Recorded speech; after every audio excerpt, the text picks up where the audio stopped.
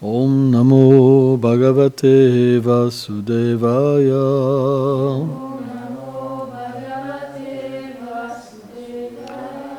Om Namo Bhagavate Vasudevaya. Oh, il n'y a pas de son.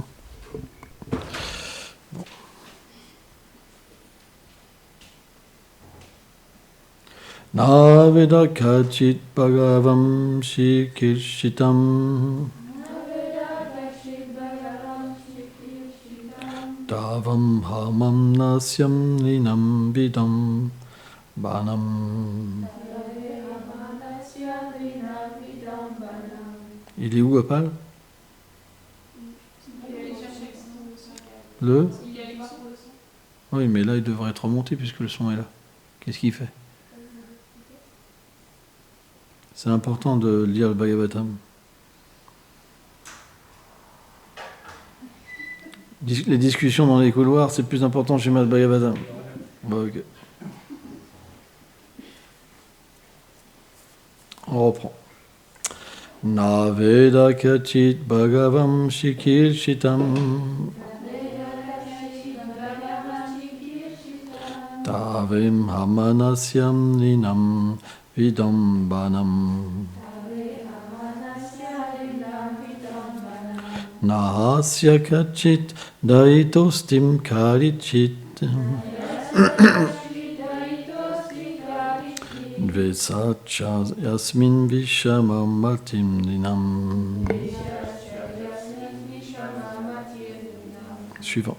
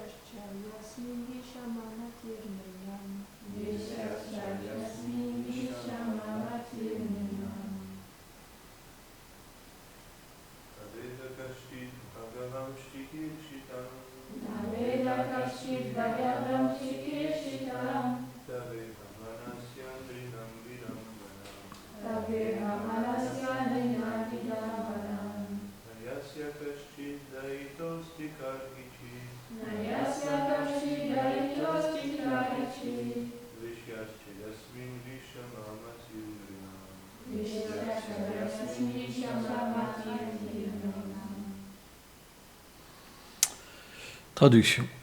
Nul ne connaît le but réel de tes actions sur terre, dans tes incarnations quand elles s'apparentent aux agissements des hommes.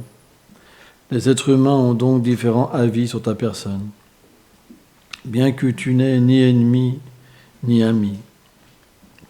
Commentaire.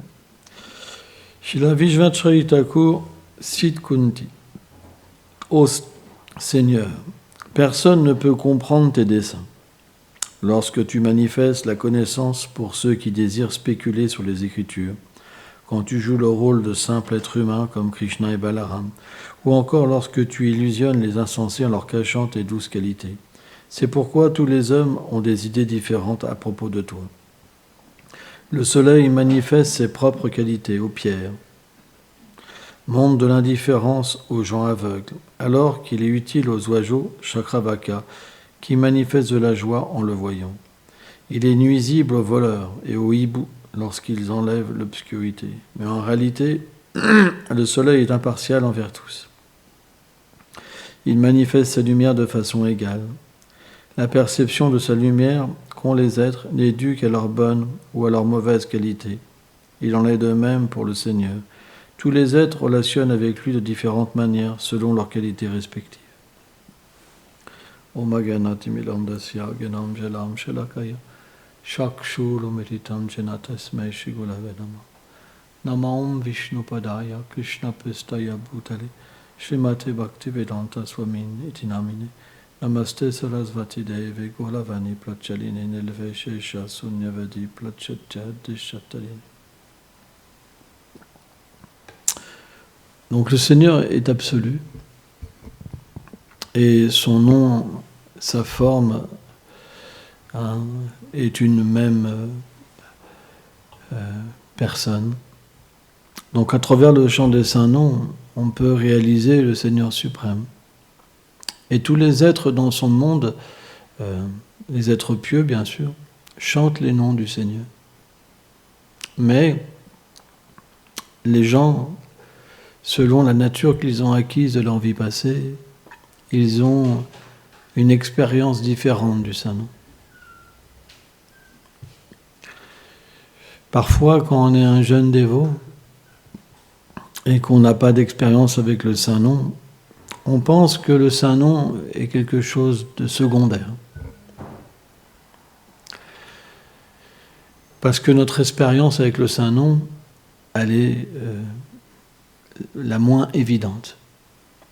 Et notre expérience avec le service, par exemple, et la relation avec les dévots, ou la relation avec la déité, elle est parfois prédominante.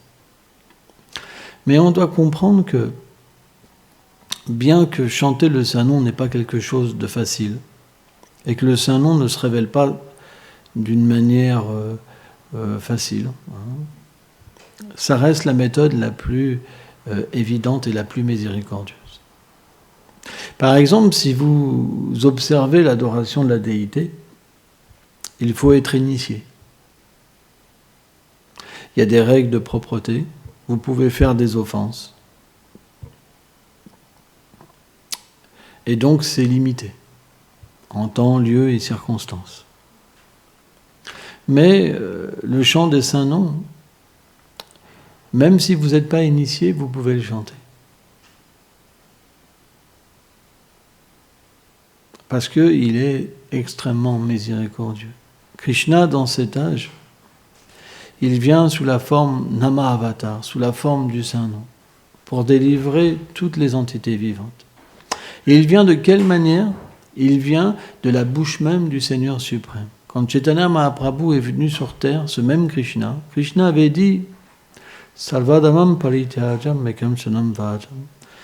Il avait dit, laisse toutes ces voies que je t'ai expliquées, toutes ces sortes de religions, et simplement abandonne-toi à moi. Toutes les suites de tes fautes, je les enlèverai. Mais, bien que Krishna a expliqué ça, il n'a pas été comme un professeur. Donc il est revenu en tant que Chaitanya Mahaprabhu pour enseigner la voie du Sharanagati. C'est un des aspects, quand le Seigneur vient, il enseigne la voie de la religion. Alors c'est un aspect secondaire, mais c'est un aspect, le Seigneur vient. Et comment il vient pour enseigner ? L'aspect le plus important, c'est qu'il vient goûter, en fait, la position de son dévot. En goûtant la position de son dévot, qui est Shrimati Radharani, il chante son propre saint nom, comme Shrimati Radharani chante le nom du Seigneur suprême. Et à partir de là, l'expérience que le Seigneur lui-même a de sa douceur et de sa miséricorde, elle est quelque chose qui est inconcevable. Parce qu'elle va révéler aux êtres vivants les choses les plus intimes qui existent dans le cœur du Seigneur suprême. Et aussi, elle va révéler une miséricorde que jamais il n'avait révélée. C'est pourquoi, quand on médite sur le Saint-Nom sans la forme de Mahaprabhu, dissocié avec les miséricordes de Mahaprabhu, il n'y a pas de goût qui apparaît dans notre chant. Par exemple, quelqu'un il pourrait se dire, moi je suis un pâtre, une gopi, commence à vouloir... Mais en fait, ça ne marche pas comme ça. Ça ne marche pas comme ça. Vous ne pourrez pas atteindre la perfection sans Mahaprabhu. Ce n'est pas possible. Vous pouvez essayer des années, des vies entières, ça ne marchera pas. Parce que pour adorer Radha et Krishna, il faut être un pur dévot. Il faut 100% de qualification. Parce que quand Radha et Krishna viennent sur terre, manifester leur Boma Lila, ils viennent pour des gens qualifiés. Ça veut dire que tous les gens des univers qui ont obtenu la qualification à travers la pratique spirituelle et aussi les associés du Seigneur, ils viennent dans un lieu particulier pour aider le Seigneur à accomplir ses divertissements. Mais tout le monde est qualifié. Alors que Chaitanya Mahaprabhu, c'est complètement différent. Chaitanya Mahaprabhu ne regarde pas la qualification. Dans notre cas, qu'est-ce qui est mieux ? Adorer Radha et Krishna alors qu'on n'a aucune chance de faire le moindre progrès. On fera un progrès, bien sûr, mais très minime. Parce qu'ils se révéleront à nous selon notre qualification. Donc s'il y a 1% de qualification, on aura 1% de résultat. Par contre, Chaitanya Mahaprabhu, comme il est Krishna, voilé par la miséricorde de Radharani, et qu'il est dans une situation de souffrance, ça veut dire que Radharani, elle est dans une situation de... Krishna est dans ce sentiment de Srimati Radharani de se chercher. Quand vous êtes dans un désespoir, qu'est-ce qui se passe ? Si quelqu'un vient vous aider, ça devient votre meilleur ami. À un moment, par exemple, Chaitanya Mahaprabhu a planté un noyau de mangue. Et ça fait un arbre très spécial. Ça fait l'arbre de l'amour de Dieu. Et il y a des fruits qui ont commencé à apparaître très vite. C'était des mangues sans noyau et sans peau. C'était en fait l'amour de Dieu personnifié sous la forme de mangue, qui est apparu en fait de ce noyau. Et quand Chaitanya Mahaprabhu a vu cet arbre, il était très content. Mais la nature de Radharani, c'est de distribuer. Et c'est de goûter la détresse, parfois d'être séparé avec Krishna, donc d'avoir besoin d'aide et de se donner. Et c'est aussi de distribuer. Il y a deux aspects dans les divertissements en fait, de Mahaprabhu. Il y a le fait de goûter et le fait de se distribuer. Et cette distribution, elle devient aveugle parce qu'elle est aveuglée par la détresse. La détresse est tellement intense en Mahaprabhu, le sentiment de séparation est tellement intense, c'est comme un volcan. Parce que ça jaillit, en fait. C'est comme une source infinissable, comme un océan infinissable qui jaillit. Et donc cette détresse qui est goûtée, elle donne une miséricorde inconcevable parce qu'elle aveugle le Seigneur suprême sur le fait de voir la qualification des êtres vivants et il se donne à n'importe qui. Donc quand on chante dans la méditation sur les pieds par exolutus de Mahaprabhu, c'est ce que ça donne, la possibilité de devenir un associé du Seigneur sans avoir la qualification. Ça veut dire que dès qu'on devient touché par la miséricorde de Mahaprabhu, on devient qualifié, même si on n'est pas qualifié. C'est pourquoi ça ne sert à rien si on veut directement aller vers Radha et Krishna. Ça ne sert à rien. On ne peut pas progresser spirituellement. Aucun être ne peut, sans la miséricorde de Mahaprabhu, atteindre la perfection de l'existence. C'est pourquoi que toutes les voies qui expliquent le Prema Dharma, la voie de l'amour, en fait, sans Mahaprabhu, c'est très difficile dans cet âge d'atteindre un résultat, sauf si, bien sûr, ce résultat était déjà établi dans nos vies passées. C'est pourquoi que dans la voie Gaudiya Vaishnava, il y a une miséricorde spéciale. Parce que comme le Seigneur est aveuglé par sa miséricorde, automatiquement, il ne voit même pas les incompétences que vous avez. Il ne voit même pas les fautes, en fait. Parce que dans cette forme, c'est une forme spéciale du Seigneur suprême. Alors elle est éternelle, bien sûr, mais il vient à chaque fois que Krishna apparaît dans un Dwapara Yuga particulier, tous les jours de Brahma, il vient dans l'âge de Kali. Lochandas Thakur explique.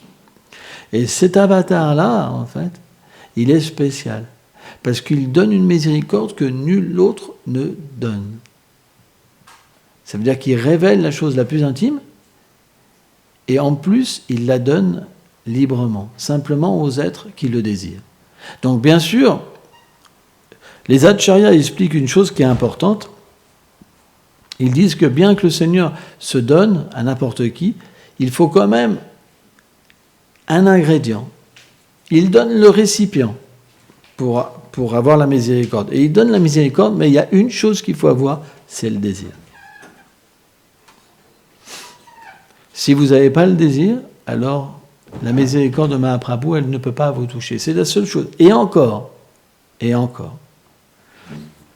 Oui et non. Il y a un autre aspect. Un autre aspect, c'est que la miséricorde de Mahaprabhu, elle est comme un tsunami.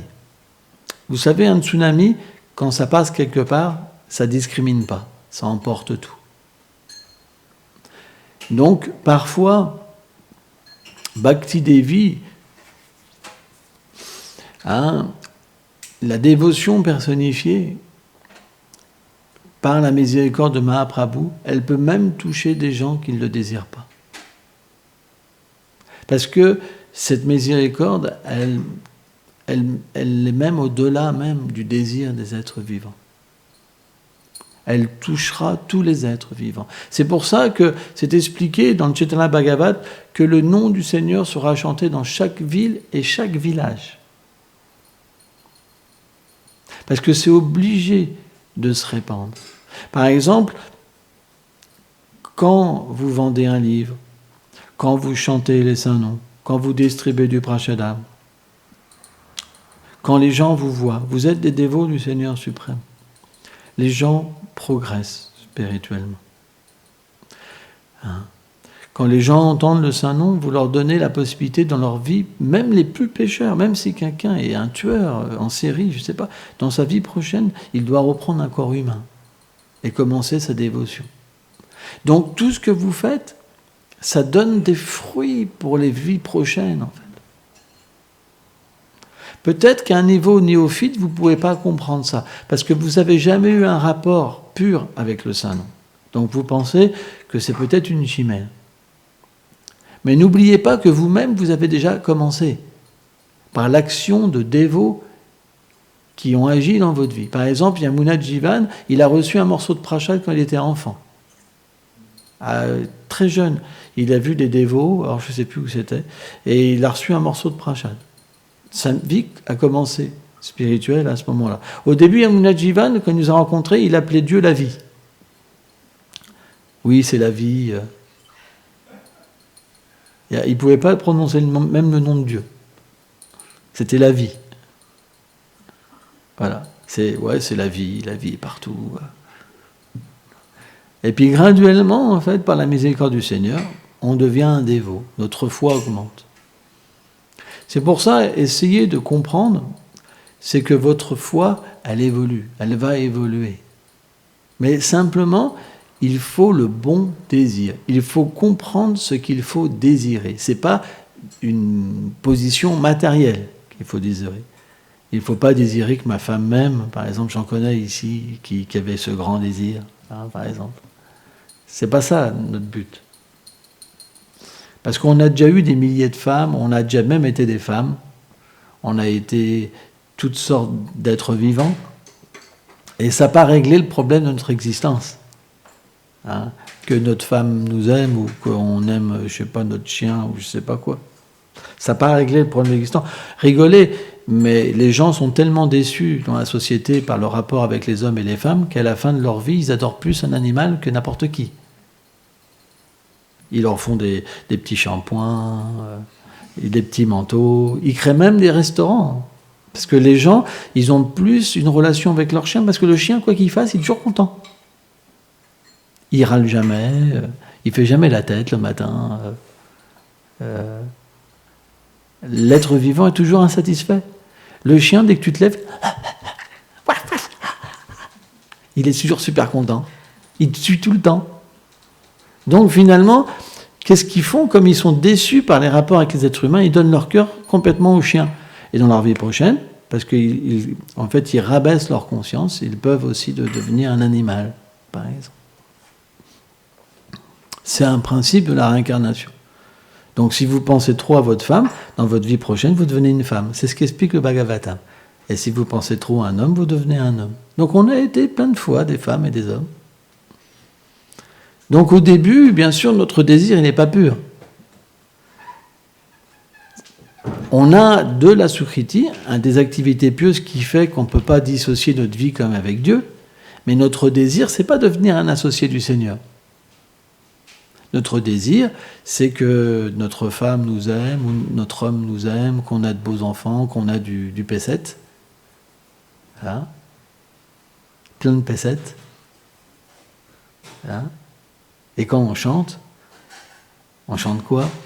Euro, euro, euro, euro, dollar, dollar, monnaie, monnaie.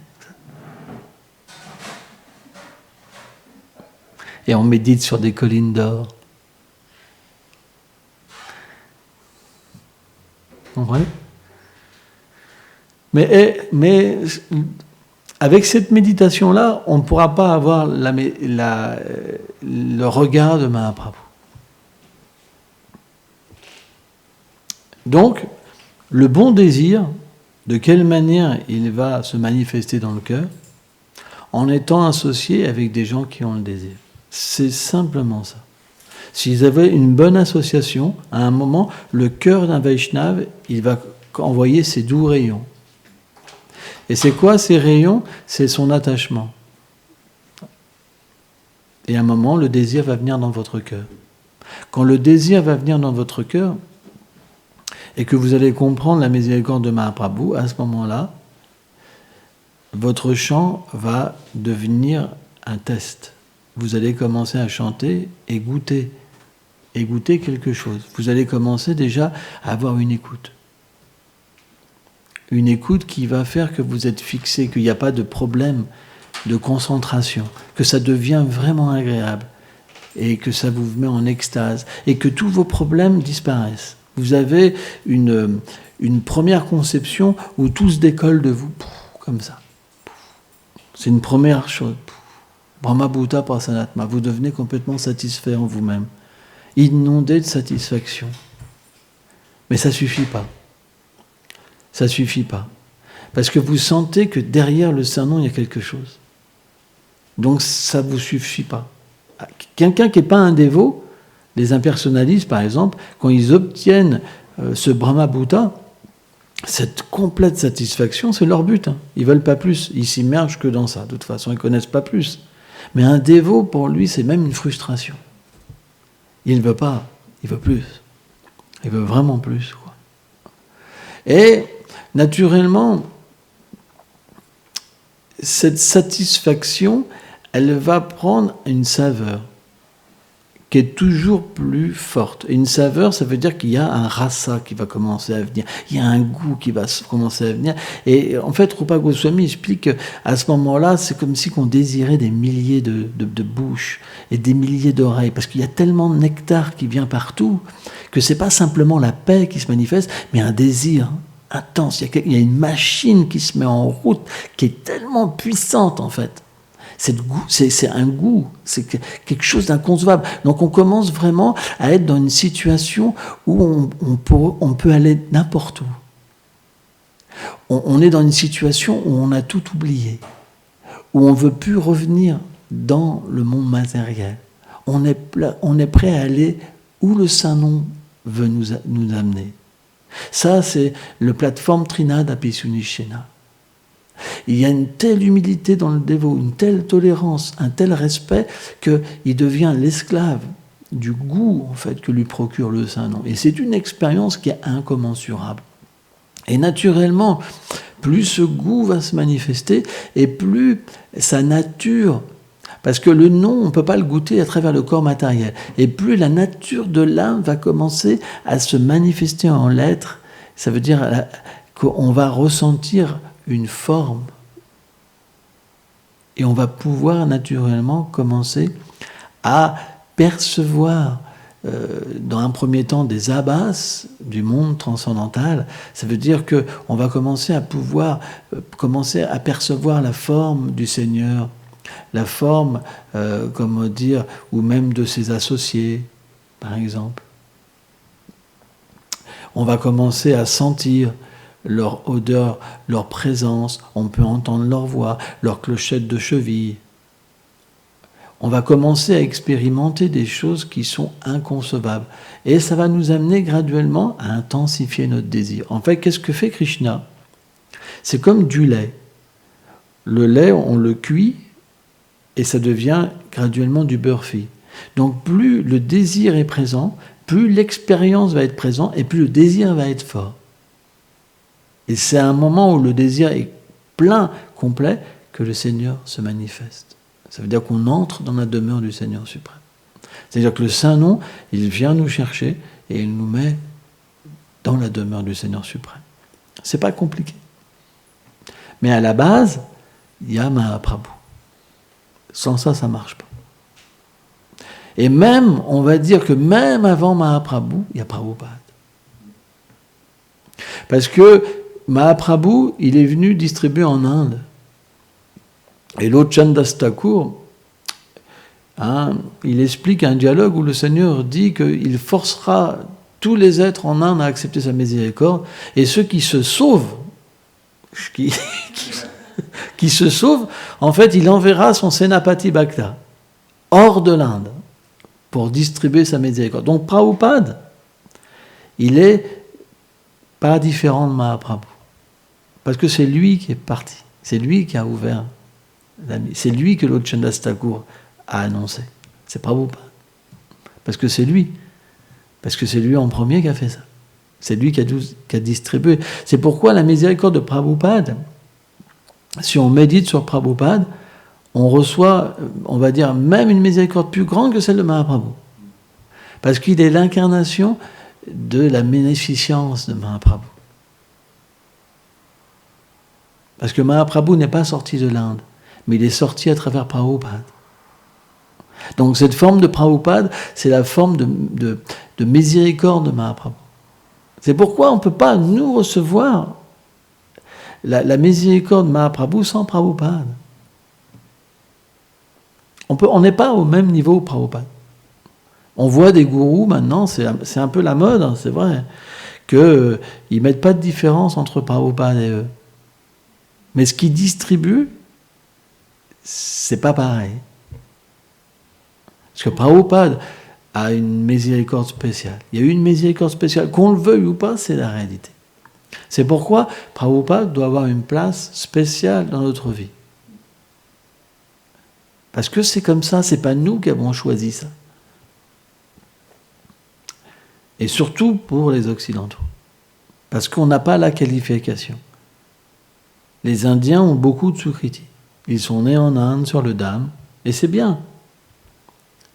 Mais ne pensez pas que vous ne pouvez pas avoir ce qu'ils vont recevoir. Déjà, ils ne sont pas tous des purs dévots. Ils ont beaucoup de connaissances, de qualités, mais ils ne sont pas tous des purs dévots. C'est rare un pur dévot. Mais par la miséricorde de Prabhupada, même si vous n'êtes pas qualifié, vous pouvez obtenir le plus grand bien. C'est une question de foi. C'est pourquoi il faut méditer sur Prabhupada. C'est très important. Très, très, très important. Parce que la méditation sur Mahaprabhu, elle n'est pas si simple non plus. C'est pas si simple de méditer sur Mahaprabhu. C'est très élevé, Mahaprabhu. Mais la miséricorde de Mahaprabhu s'est manifestée sur la forme de Prabhupada avec une conception très simple. Les enseignements de Prabhupada, c'est très simple. On n'est pas le corps. C'est pas une philosophie très compliquée. Mais c'est le même résultat. Même si vous entendez des choses très simples, la miséricorde de Prabhupada, elle vous amènera à entrer dans la demeure suprême. Très facilement. C'est pourquoi n'essayez pas d'être compliqué, de changer, parce que vous avez des sannyasis qui viennent et qui vous enseignent autre chose. C'est de la tricherie. Parce qu'ils essayent d'égaler Prabhupada. Mais ils n'ont pas reçu le pouvoir que Prabhupada a reçu. Ce n'est pas du fanatisme. C'est du réalisme. Si vous suivez Prabhupada, vous obtiendrez très facilement le retour à Krishna. C'est pour ça qu'il dit toujours retour à Krishna. Parce qu'il est mandaté. Et avec une miséricorde spéciale et très simple. Et ça, c'est notre foi. C'est notre ticket de retour. Et Prabhupada, ce n'est pas juste une institution.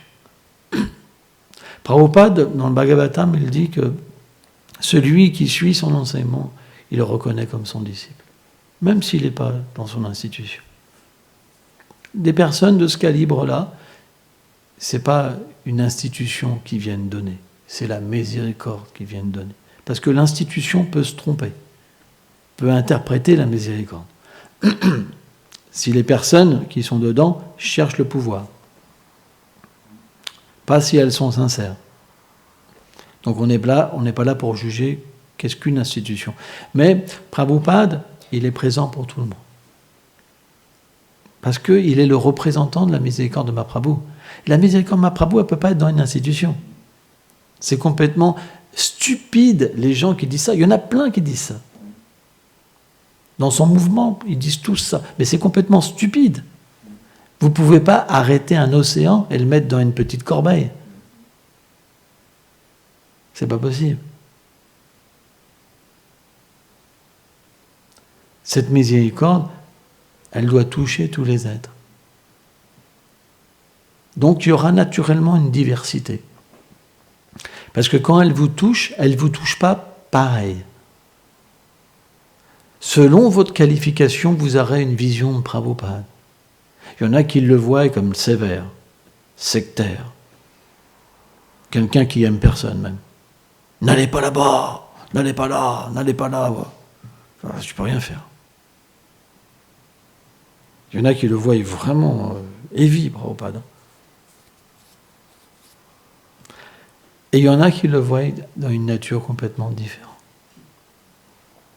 Moi, par exemple, j'ai rencontré des disciples de Prabhupada. Les premiers disciples de Prabhupada, ils ne se reconnaissaient pas aujourd'hui dans son mouvement, par exemple. Parce qu'ils avaient vu un rapport avec Prabhupada qui était complètement différent. C'était un Prabhupada d'amour, un Prabhupada qui pleurait même quand il devait quitter ses disciples. Tu vois ? Donc, c'est comme ça. Selon notre relation avec Prabhupada, on a une vision de Prabhupada. Et cette vision, on la véhicule. Et elle va attirer des personnes qui ont besoin de cette vision. Et c'est le même Prabhupada. Vous ne pouvez pas limiter un associé du Seigneur qui est en même temps un Saktiavesh avatar, ça veut dire mis en pouvoir par le Seigneur suprême, juste à une vision. Il a naturellement toutes les facettes. Parce que quand le Seigneur se manifeste en lui, il est dominé en fait par le Seigneur lui-même. C'est pour ça qu'on dit Saktiavesh avatar. Hein? Donc, voilà. On doit véritablement comprendre que même un dévot, on va le voir différemment. Là, le verset traite qu'on peut voir le Seigneur différemment. Eh bien, un dévot aussi, on peut le voir différemment. Comme le Saint-Nom, on peut avoir aussi une révélation différente du Saint-Nom, selon notre relation éternelle avec le Seigneur suprême. Donc, c'est notre qualification pour donner une finalité à la conférence, égale. C'est notre qualification qui va nous permettre d'avoir une vision. Parce que le Seigneur se révèle selon la connaissance et nos austérités. Le Srimad Bhagavatam explique ça. Donc, il faut être patient, pratiquer, et un jour ça viendra. Le Seigneur ne se révèle pas si facilement.